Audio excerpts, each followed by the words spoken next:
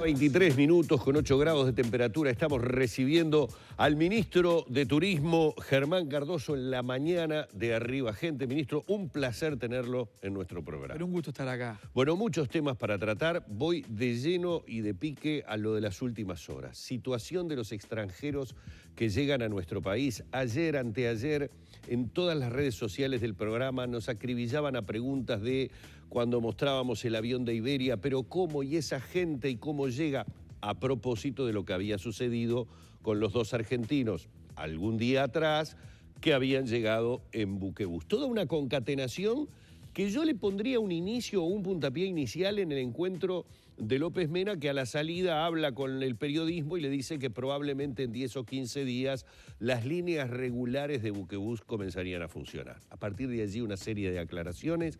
¿Cuál es el punto en este momento? Quien viene del exterior, ¿qué requisito debe cumplir para ingresar al país? Tiene que traer un examen hecho de coronavirus mínimo 72 horas. Si no lo tiene certificado y no lo presenta, se lo hacen cuando ingresa al territorio nacional. Y a partir de allí tiene que ir a una cuarentena de 7 días y a los 7 días se le repite nuevamente el análisis de COVID-19 y en base a lo que dé, puede hacer vida normal o evidentemente tendrá que someterse a un tratamiento. Esto corre entonces para esta apertura que la Unión Europea generó, incluyendo a Uruguay, entre ese listado de países a los que le abre las fronteras. Sí, hoy, a ver, nosotros seguimos con las fronteras técnicamente cerradas. Bien. Esto significa que no puede haber ingreso de turistas al Uruguay. Bien. Hasta nueva decisión, obviamente. Lo que sucede con las frecuencias que han venido algunos viernes de buquebús son viajes de repatriación de uruguayos. Sí.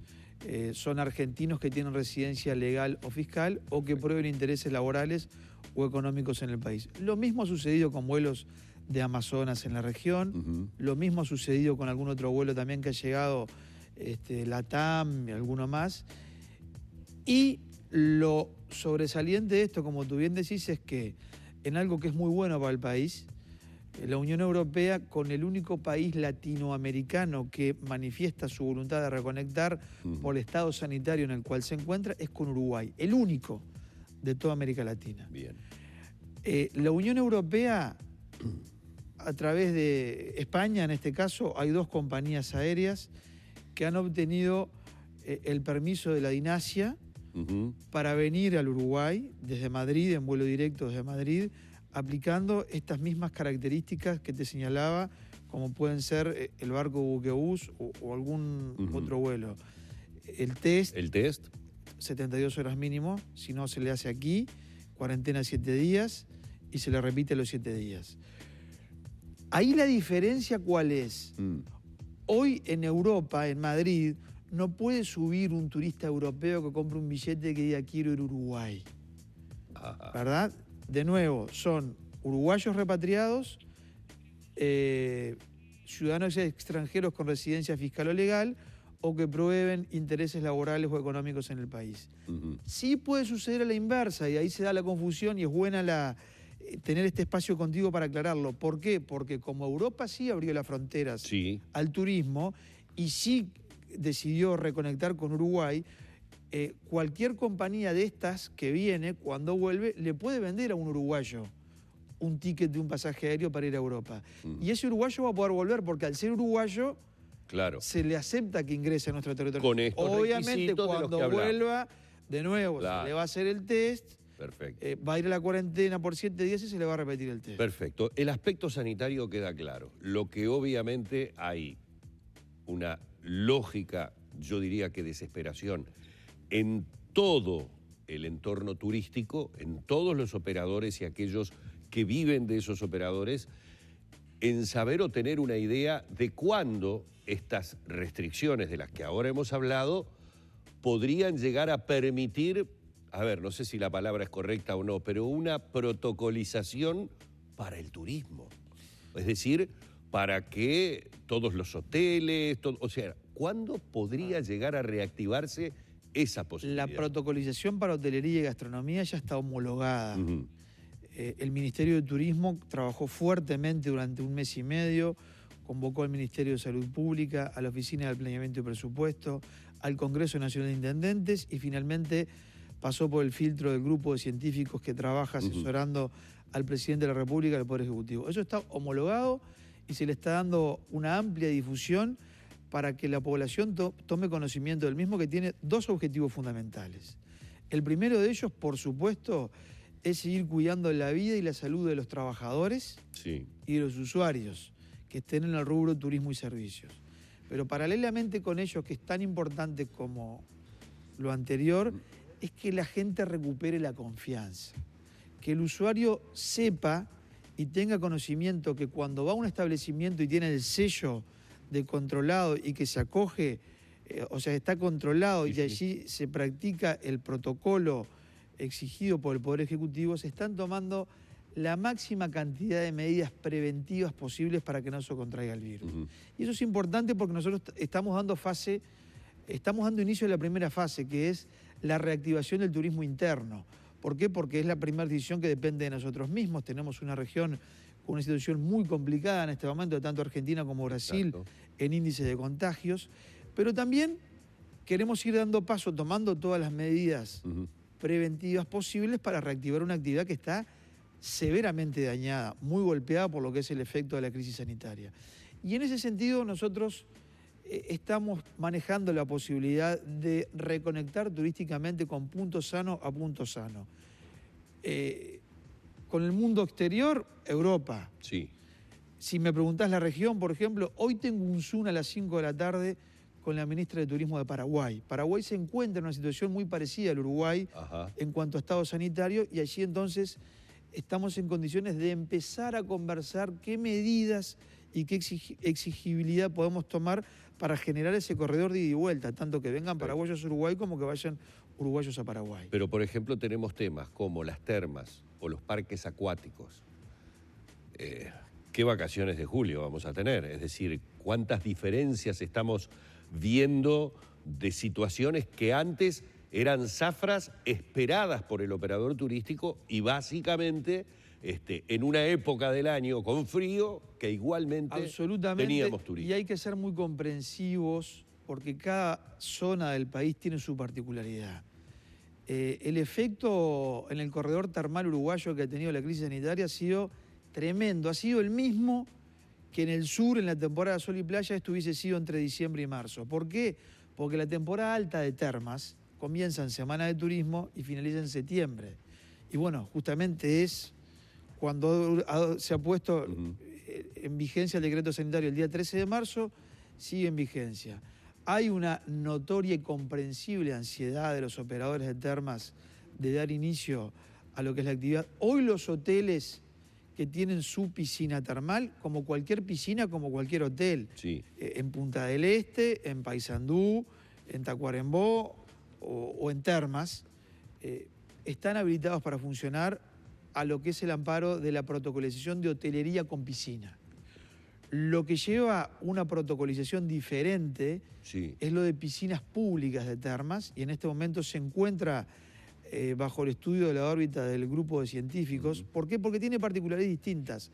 Ejemplo, en un hotel que tenga su propia piscina, bueno, allí se evita la utilización de vestuarios, se limita a la mínima expresión la utilización de espacios comunes. En cambio, una piscina pública de termas seguramente puede recibir a gente por el día que viene de la ciudad, de alguna ciudad vecina, o de la propia ciudad de Salto de Paysandú.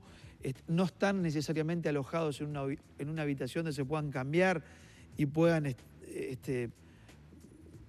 hacer todos los movimientos necesarios como para ir a la piscina. Entonces, esto inexorablemente implica que utilicen vestuarios, que utilicen espacios comunes, que allí lleva una protocolización distinta y es lo que se encuentra en este momento a estudio del grupo de científicos. Nosotros tenemos la expectativa de que en los próximos días tengamos noticias para poder estar habilitando las piscinas. Y con la llegada del buen tiempo, y cuando decimos buen tiempo de un poco más de sol, etcétera, etcétera, que ya podríamos estar hablando de ese mes de septiembre al que todos nos estamos aferrando de alguna manera. Yo creo que hemos ya idealizado a septiembre como como el probable mes en que ciertas circunstancias se modifiquen. Por ejemplo, en el caso de puntos que tienen parques acuáticos de una infraestructura impresionante y que están a la expectativa, con todos sus trabajadores en seguro de paro aún, a la expectativa de saber si este año tendrán o no la posibilidad de recibir turismo.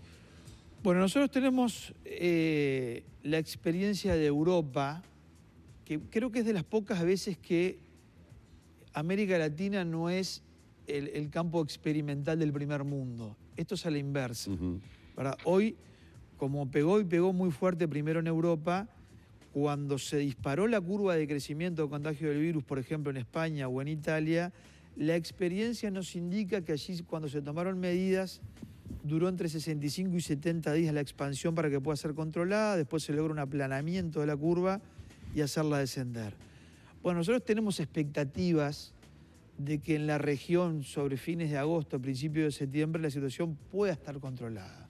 Esto, obviamente, estamos aprendiendo todos los días de esta circunstancia porque no estaba en el programa de gobierno de ningún partido político tener que hacer frente a una crisis de estas características sanitarias mundial. Pero bueno, es, como tú bien decís, la expectativa que tenemos. En septiembre poder estar haciendo una evaluación de cómo se encuentra la región para de allí en más proyectar la planificación de nuestra temporada de sol y playa. Hablamos de lo puntual, hablamos de los operadores turísticos a todo nivel, hablamos de la mano de obra que se mueve alrededor del turismo, tomando en cuenta que es vital para los números macroeconómicos del país lo que significa, lo que vuelca, lo que es el movimiento de divisas que genera el turismo. ¿Qué ha pasado hasta ahora con operadores medios y pequeños? ¿Han podido resistir? ¿Hemos tenido cierres? ¿Hay gente que bajó la cortina, que no pudo seguir adelante? ¿La ayuda no ha sido suficiente? Nosotros hemos hecho un esfuerzo desmedido del Ministerio de Turismo, hemos coordinado con todas las áreas del Estado, con el Ministerio de Trabajo, generando la renovación de los seguros de paro en aquellos casos que el crédito estaba agotado, la renovación automática cada 30 días, el seguro de paro parcial. Hemos obtenido de la UTE y de la OCE lograr aliviarle lo que son los costos fijos a los operadores turísticos, lo que tiene que ver con la transferencia del 70% del pago de la tarifa eléctrica para el año que viene en cuotas, lo que es la exoneración del cargo por potencia y los cargos fijos, lo que es la tarifa comercial de la OCE, es decir, trabajando, aliviando en todas esas áreas lo más que hemos podido. Hemos ido al Banco de la República para que los operadores tengan acceso de manera más rápida y a tasas preferenciales de interés. Le hemos planteado al equipo económico la extensión del crédito SIGA para que no sea exclusivamente para las pymes, sino que para los comercios del rubro turístico, que se le extienda esa misma facilidad de acceso a ese crédito al comercio de mediano porte. Es decir, seguramente no alcancen, si soy absolutamente sincero, todas las medidas que hemos tomado todas las que se han podido, porque los recursos son finitos y las demandas infinitas. Obviamente que somos absolutamente solidarios y contestes con las demandas del sector turístico. Es el sector que lo está sufriendo más, ha estado en la primera línea de impacto en lo que es el efecto del decreto de emergencia sanitaria. Obviamente las primeras medidas tomadas, cerrar fronteras, cerrar puertos, cerrar aeropuertos, esto ha implicado a que muchísimos comercios del sector turístico lleven 110 días de caja cero, sin actividad económica. Exacto. Esto obviamente complejiza muchísimo la vida de cualquier comercio. El principal de nuestros desvelos es sostenerlos a todos, fundamentalmente al más pequeño, que es quien tiene menor capacidad de resistencia en estos momentos. Y bueno, hemos estado en continua comunicación y monitoreo de la circunstancia con la Cámara Uruguaya de Turismo, recibiendo las demandas, las inquietudes, y bueno, con muchísima ansiedad, obviamente, de dar paso a lo que es esta primera fase de la reactivación del turismo interno. Bien. Sí, Germán, te quería preguntar antes de que termine la entrevista, ¿qué es lo que va a pasar con Buquebus? Porque hoy Buquebus que es uno de los principales, digamos, el principal transportista entre Argentina y Uruguay. Buquebus hoy está con una frecuencia semanal Y bueno, públicamente López Mena había salido a expresar el deseo de incrementar esa frecuencia, pero viendo lo que está pasando en Argentina, con la situación que tiene Argentina con el COVID, ¿qué va a pasar con el incremento de frecuencia de buquebús? A ver, buquebús es, como tú bien decías, el principal transportista, traccionador de turistas argentinos para el Uruguay. Ellos han presentado un protocolo muy estricto, muy exigente, en la órbita de la Presidencia de la República, hicieron lo propio el Ministerio de Turismo hace algunas semanas, y eso está siendo objeto de estudio del grupo de científicos. En este momento no hay una respuesta, no hay una fecha, pero obviamente que son todos planteos interesantes que hay que tomarlos en cuenta. Y acá hay que partir de una base que creo que tenemos que tomar conciencia. Hasta que no aparezca un antiviral, hasta que no aparezca una vacuna, tenemos que acostumbrarnos a convivir en esta nueva realidad, tomando las medidas preventivas, los distanciamientos, lavándonos las manos con frecuencia, el alcohol en gel, el tapaboca, evitar los contactos físicos. Pero a ver, estábamos todos muy confiados y esperanzados cuando hace algunas semanas estábamos solamente con 12 casos activos, siempre mirando la estadística y pensando, bueno, la semana que viene lo vamos a lograr y vamos a llegar al 0 caso. Podría haber pasado, y eso no es garantía de que no hubiera un rebrote como en el departamento de 33. Con una región complejísima como tenemos en las actuales circunstancias, con el mundo en una situación de enorme dificultad, el rebrote puede aparecer en cualquier momento. Entonces tenemos que estar preparados para esas cosas y ser conscientes de que puede aparecer, pero que entonces, en la medida que tomemos las prevenciones del caso, podemos ir avanzando también a dar ingreso a la actividad del desarrollo del turismo y una actividad económica tan importante como Humberto recién decía. El turismo se transformó en los últimos años en la actividad económica más importante del país, individualmente en cuanto al ingreso de divisas. Entonces, hay miles de puestos de trabajo que dependen del sector turismo y servicios. Hay miles de uruguayos que hoy están con actividad paralizada y tenemos que entender de que con responsabilidad y con gradualidad tenemos que ir dando paso a lo que es el reinicio de la actividad. Ministro, muchísimas gracias. Ha sido un gusto. En la despedida una cortita porque usted lo mencionó y enseguida a mí me resonaron las palabras del presidente de la República cuando el tema 33 dijo nos relajamos, pero también deslizó por allí que esto nos hizo retroceder a algunos casilleros. Puede ser que algunas medidas de apertura para el turismo se vieron demoradas por una situación como la de 33. A ver, nosotros vamos a ir hacia adelante todo lo que podamos y en la medida de que haya que retroceder, se va a tener que retroceder lo que se tenga que retroceder. Ese es un dato de la realidad, porque el principal objetivo del gobierno sigue siendo proteger el estado sanitario de la población. Y por eso se han tomado un montón de medidas que le han complejizado muchísimo la vida a la economía y a los uruguayos, pero bueno, se ha ido por ahí. Es la opción que se ha tomado porque creemos que es el primer factor a proteger, es lo más relevante en todo esto, el estado sanitario de la población. Y creo que los hechos hablan por sí solos y el buen prestigio, el reconocimiento y el destaque que hoy Uruguay está teniendo en el mundo va a ser una fortaleza y una oportunidad que vamos a estar pudiendo capitalizar en el mediano y en el corto plazo de manera favorable para la erradicación de inversiones en el país y para que vengan turistas de otras partes del mundo también. Bueno, con eso nos quedamos, con esa esperanza y con esa visión positiva de la situación. Ha estado con nosotros el ministro de Turismo, Germán Cardoso, en la mañana de Arriba Gente. Que tenga una buena jornada y muchas gracias. Ha sido un gusto.